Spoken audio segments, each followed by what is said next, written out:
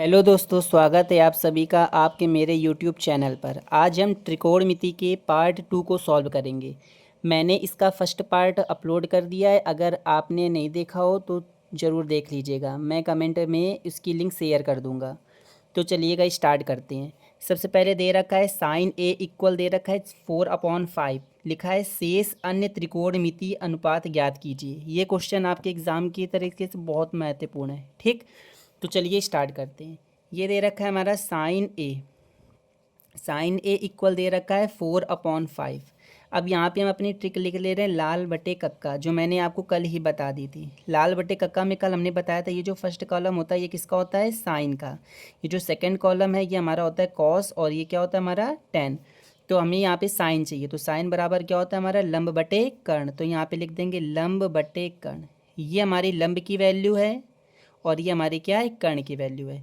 तो लंब इक्वल यहाँ से हमारा निकल के आ जाएगा 4 और कर्ण इक्वल निकल के आ जाएगा 5। ठीक, यहाँ से लंब इक्वल हमारा 4 निकल के आ गया और कर्ण इक्वल कितना निकल के आ गया, 5। अब लगाएंगे पाइथागोरस प्रमेय। यहाँ पे लिखेंगे पाइथागोरस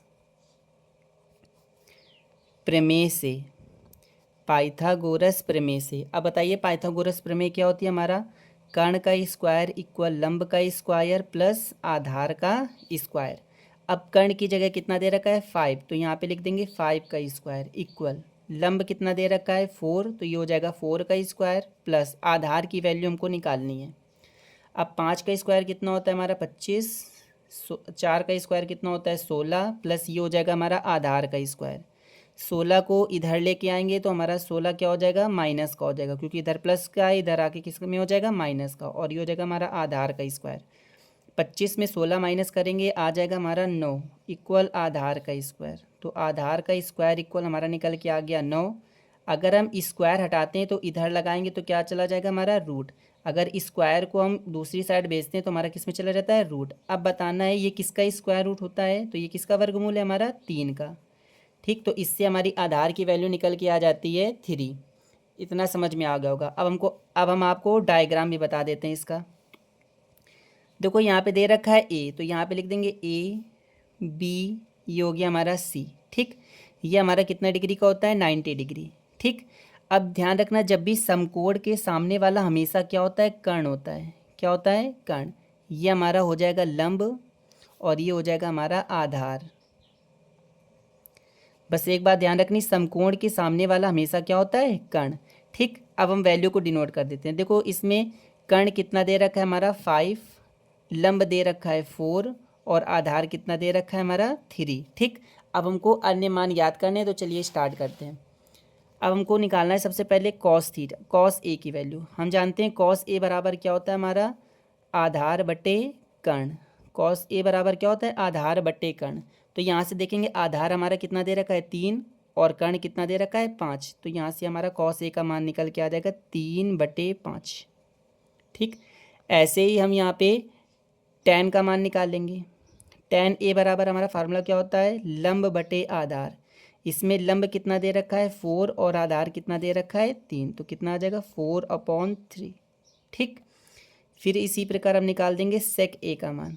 अब सेक ए बराबर क्या होता है, सेक तो हमारा कॉस का उल्टा होता है, तो ये क्या हो जाएगा हमारा कर्ण बटे आधार।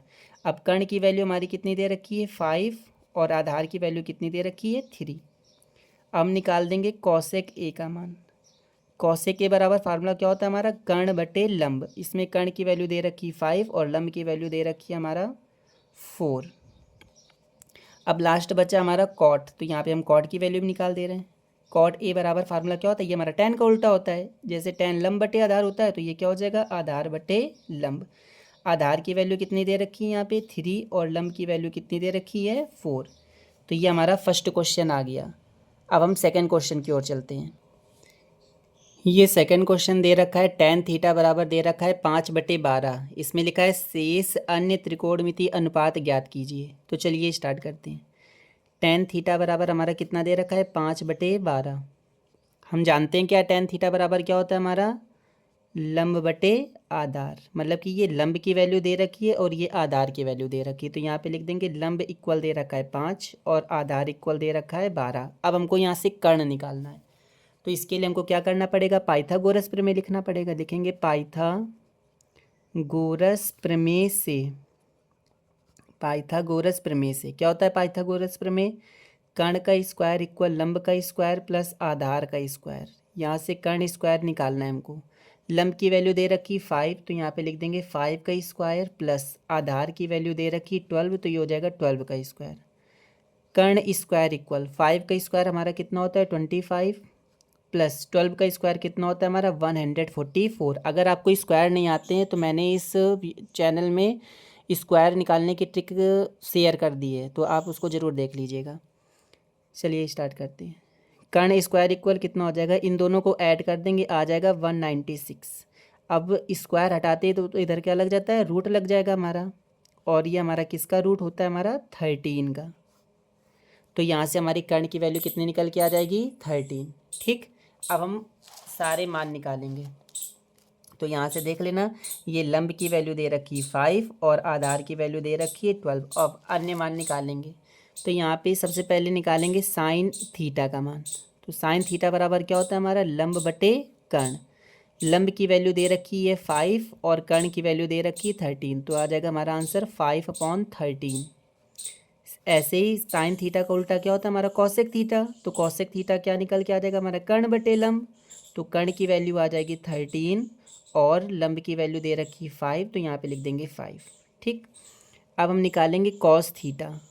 कॉस थीटा इक्वल फार्मूला क्या होता है हमारा, आधार बटे कर्ण। अब आधार की वैल्यू कितनी है हमारी 12 और कर्ण की वैल्यू कितनी है 13, तो आंसर आ जाएगा 12/13। ठीक, अब हमारा कॉस थीटा का उल्टा क्या हमने कल बताया था, सेक थीटा। तो सेक थीटा बराबर फार्मूला क्या हो जाएगा हमारा, कर्ण बटे आधार।